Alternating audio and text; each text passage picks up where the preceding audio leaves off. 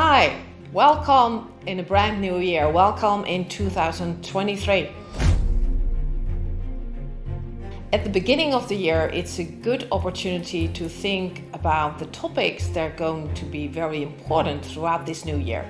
Probably topics that you want to discuss in board meetings, management gatherings, conferences, and so on. And I'm very happy to help you with that and join you in those. Let me share with you 10 topics that I think that are very important to discuss this year. 1. Sustainable business, and as I often refer to it, business for good. We've seen a growth in the awareness and attention for this topic, but 2023 and onwards, it's action much more important than words.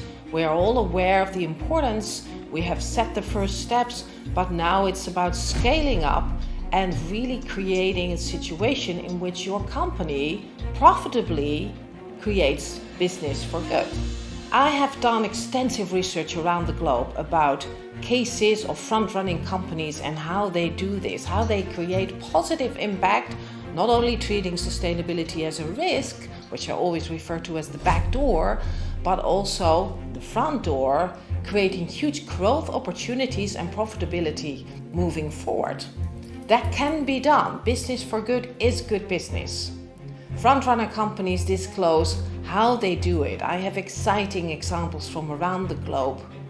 I can help you navigate to seize those opportunities and really steering in the direction of achieving success by sustainable business. 2.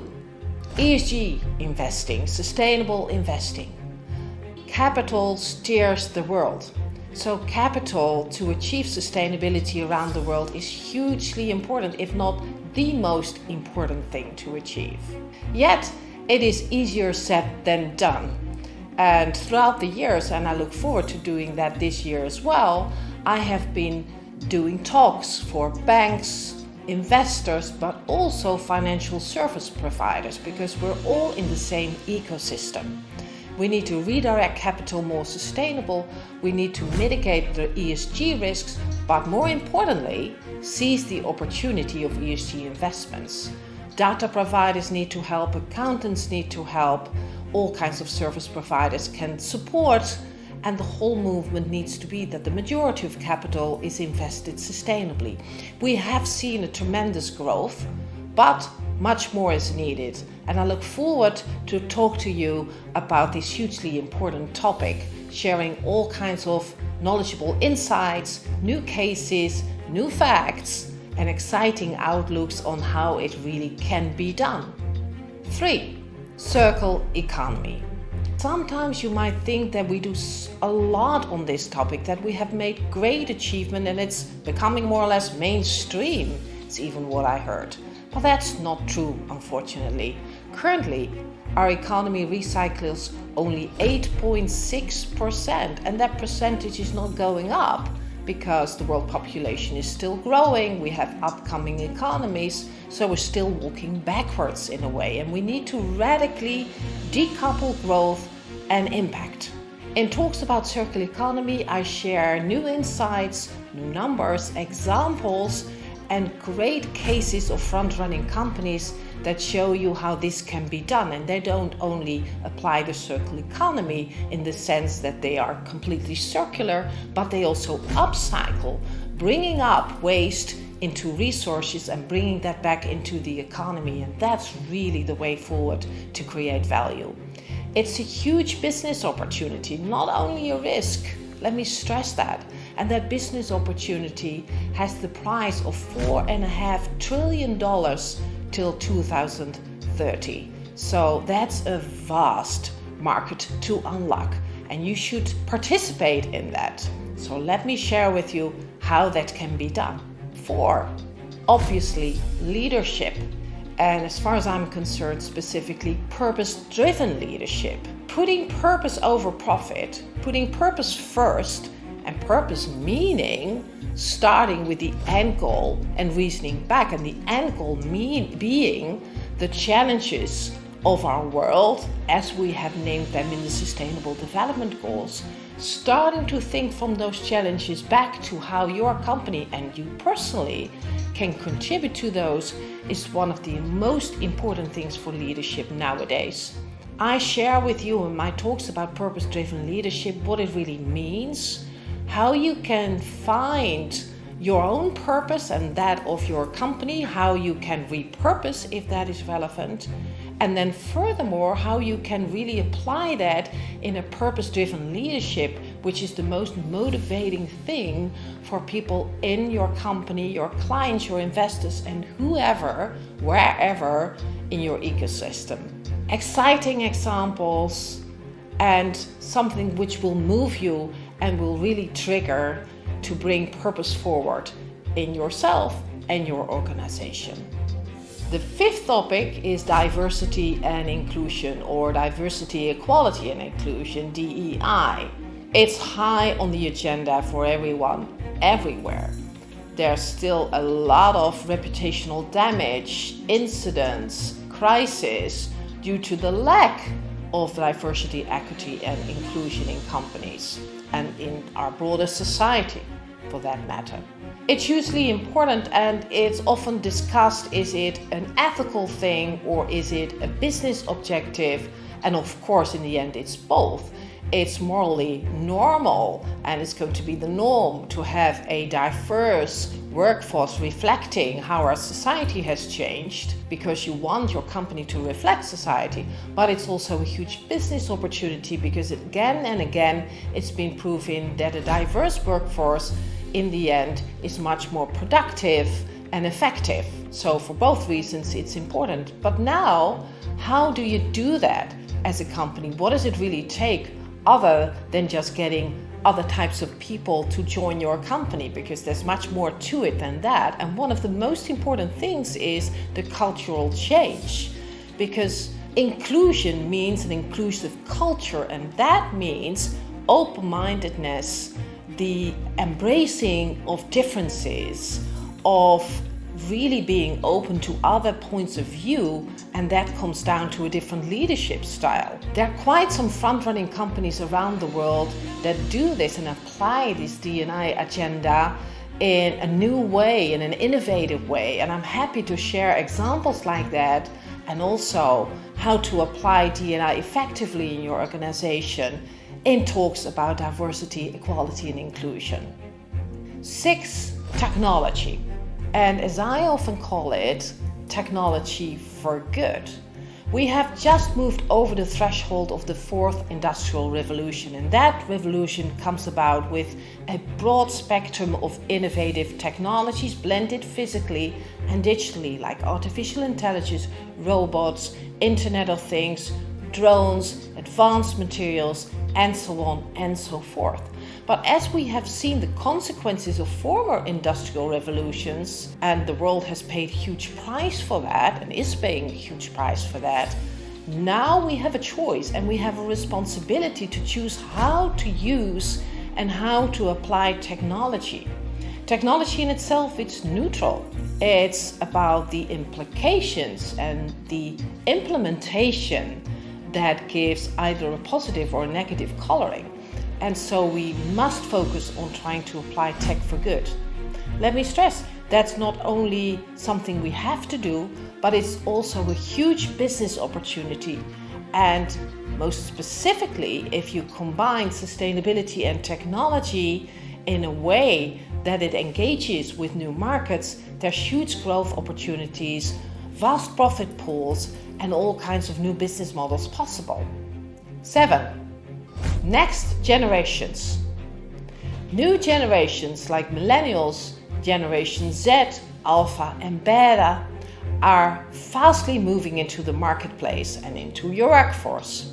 And we've never had 5 generations in a workforce at the same time. And currently we do, but it's more important to be aware that millennials, Generation Z, Alpha and Beta have very different characteristics opposed to the generations preceding them. For instance, they're much more purpose-driven. Sustainability is much higher on their agenda, which is understandable because in the end they didn't cause the problems, but They are facing the consequences and want it solved. More importantly, they actually vote with their wallets. 8 out of 10 millennials, for instance, really wants to invest sustainably. The second thing that is very different with new generations opposed to former generations is their tech skills and abilities and their nature to work with tech and being digital. Millennials are tech savvy, but Generation Z is even tech native.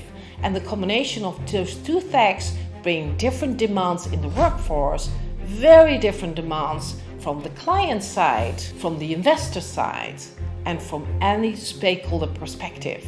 So I often do talks about these next generations, making companies and their people aware of how different they are and how to effectively engage with them in terms of contact, in terms of communication forums, and so on and so forth. We have exciting cases from all over the world on how these new millennials can be engaged and how you can work effectively with them or sell effectively to them or have them invest effectively in your company. 8. A very exciting keynote and a very important topic, moonshot thinking. In this day and era, we really need radical solutions, radical moonshots, and moonshots being big ideas based on the challenges of the world and nothing less. So it starts with the biggest challenges of the world, and then moonshot think, how can we solve that in one time? So radically. Let me give you an example of Alphabet X that had worked over 10 years on the moonshot loon. And those were balloons let up in the stratosphere, done because still 34% of global population is not connected to the internet. So whilst there's all kind of technological advancements that we can provide via internet, if 34% of people, the majority in developing countries, don't have access, they cannot use all those new tools. So Alphabet X started with balloons in the stratosphere as a completely new way to connect people to the internet. In the end, after 10 years, they had to stop the project. Has it failed? No, because okay, Loon has stopped, but many different innovations came from it, were effectively sold and implemented in new solutions. And that's the nature of moonshots. They build a bridge other people often walk on, but still we need them around the world. Big companies set up special ventures to do moonshots, and startups start with the bold idea to be a moonshot themselves. Join me in talks about moonshot thinking and how you can apply that more in your company, how you can have more moonshot thinking amongst your workforce, because not only it's the moonshots what it is about, but also to bring into your workforce the competence to really think out of the box, to really think from the end goal back and to achieve major things. And it will stir up overall the rate of innovation in your company. The 9th topic is reinventing strategy, of even repurposing strategy. The 5-year strategic plan as we know it is out. That method was developed in a period where the future to a certain extent was predictable, where we could actually plan for it. But that is not the case anymore. Events occur rapidly, unexpectedly. So we need to have a mission and a vision, a dot on the horizon, if you will, what we want to aim for as a company. But throughout the journey, we have to be adaptive, agile. We need to anticipate to things that could happen and prepare for it. We need to act and decide quickly. So agility, the competence to adapt, is much more important than it was before. And we can't do scenario planning as we knew it from the past. We have to anticipate short term. We have to create competence that we need to react on things that we didn't expect. And we need to navigate towards a certain goal, a dot on the horizon, preferably one set out with a purpose. To do this, we need completely new competencies, new types of leadership, and it's really a reinventing and a repurposing of the company it takes. We've done a lot of research and have 8 cases of exciting companies that do this in a different way throughout the world, and that can inspire you to base your company on new principles of strategy. I look forward to speak about this topic with you because it's crucial for your competitive advantage in the near future, for your survival even. Those were 9 topics. The 10th, not there. Number 10 is a combination of all the above. It's important for your company to realize that you are important and you are unique. So if you organize an event, a conference, or any gathering at all, and you invite a speaker like myself for it, make sure you get a tailor-made keynote. I'm happy to do so. I always do that for every client and every event to seek the highest amount of value creation by combining topics, by making it tailor-made to really match your need.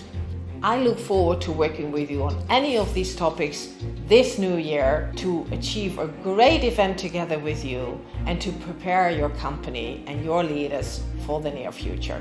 See you soon.